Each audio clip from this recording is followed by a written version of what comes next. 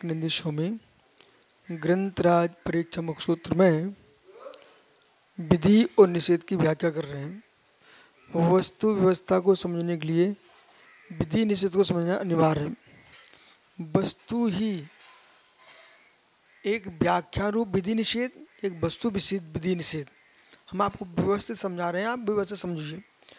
व्याख्यान विधि निषेध और वस्तु विधि निषेध। व्याख्यान विधि निषेध नहीं करोगे तो परार्थ अनुमान नहीं बनेगा और परार्थ श्रुत नहीं बनेगा। श्रुत के दो भेद, श्रुत के दो भेद, स्वार्थ और परार्थ। अनुमान के दो भेद, स्वार्थ परार्थ। ठीक है।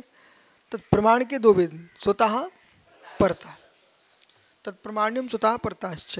ठीक है। अब ये कह रहे हैं वस्तु द्वरूप विधि निषेध। इसमें विधि धर्म है, स्व की विधि पर का निषेध। तो सत्स विधि निषेधात्मा सद्धर्म पर धर्म हो समूर्ति मूर्त दुमूर्त विपर्याद।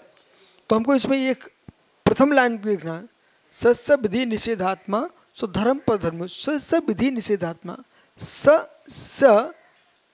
सत्स विधि निषेधात्मा। आत्मा शब्द को पकड़िए।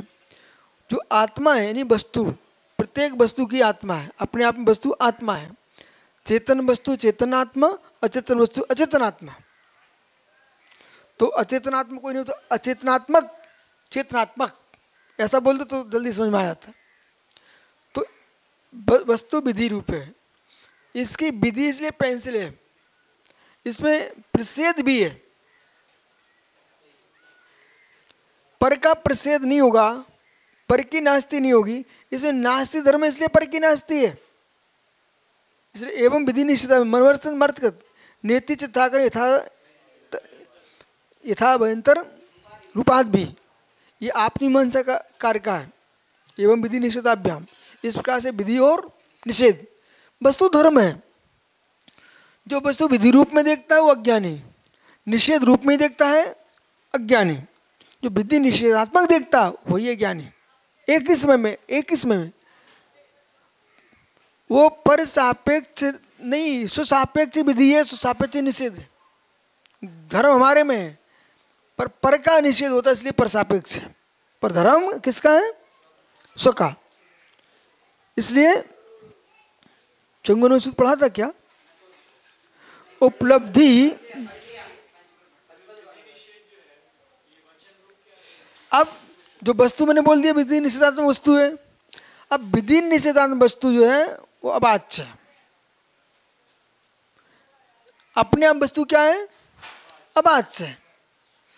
विधि निषेध वस्तु अवाच्य है, निस्वार्थ है। वस्तु नहीं बोल रही है कि मैं विधि हूं कि निषेध हूं, शब्द नहीं बोले। फिर वाच्यवाचक भंगम बनाएंगे। अब तो वाच्यवाचक भाव कौन लेके आएगा? वचनात्मक। वचनात्मक तो भाषा वर्णना का आलम्बन लेंगे, वचन बल का आलम्बन लेंगे। ठीक है ना। वचन बल, रसना इंद्री, इन सब की आवश्यकता है। पकड़ो कितने गहरे में जाओगे आप। करो सामयिक इस पर, मतलब वचन बल की आवश्यकता, भाषा वर्णना की आवश्यकता, पर वस्तु की आवश्यकता। वचन बल, भाषा वर्णना, रसना इंद्री। ठीक है ना। बोले रसना इंद्री इनकी आवश्यकता, तो क्या स्पर्श की आवश्यकता नहीं है? रसना होगी किसमें? सर्वांग तो स्पर्श है ना, पूरा शरीर। स्पर्श के अंदर ही रसना विराजमान है, बराबर। उसको कैसे ग्रहण करना? वृक्ष के डाली, पत्ते, कोपल, बोर, आम, मंजरी, बराबर।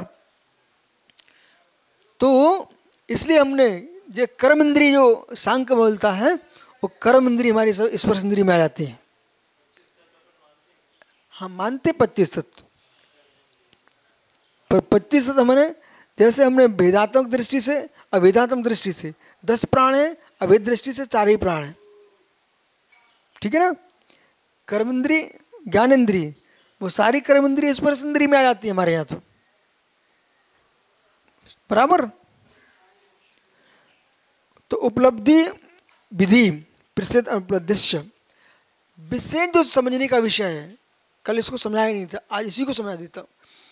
उपलब्धि विधि रूप, तो जगत क्या कहता है? उपलब्धि विधि रूप है, अनुपलब्धि निषेध रूप है। ऐसा नहीं है, उपलब्धि भी विधि रूप है और उपलब्धि निषेध रूप भी है। उपलब्धि विधि रूप भी है, उपलब्धि निषेध रूप भी। यही तो हमें पकड़ना है। उपलब्धि, इधर देखो, इसकी उपलब्धि ये प्राप्त करो, ये आपको उपलब्ध है। विधि रूप निषेध रूप है। उपलब्धि विधि रूप है, उपलब्धि निषेध रूप है। हाँ, उपलब्धि, मेरी तरफ देखो, उपलब्धि विधि रूप है, उपलब्धि निषेध रूप है। इस ये जो है ना कठोर है, कठोरता की उपलब्धि है, उपलब्धि है विधि रूप है ना। ये कोमल नहीं है, कोमल नहीं है, इसमें ये उपलब्धि में निषेध है, निषेध है। अब मैं पूरे अगला पेज से सुनो। जो सत्ता को व्याख्यान करता है, सत्ता की विधि करता है सत्ता में, वो विधि रूप उपलब्धि है। सत्ता में असत्ता का निषेध करता है, वो निषेध रूप उपलब्धि है। नहीं सुना? जो सत्ता में सत्ता को देखता है वो विधि रूप है, उपलब्धि। जो सत्ता में असत्ता को देखता पर की, वह निषेध रूप है, उपलब्धि।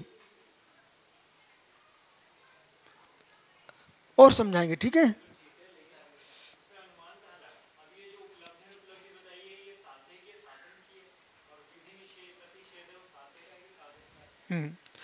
आगे आ रहा, बहुत अच्छा प्रश्न है आपका।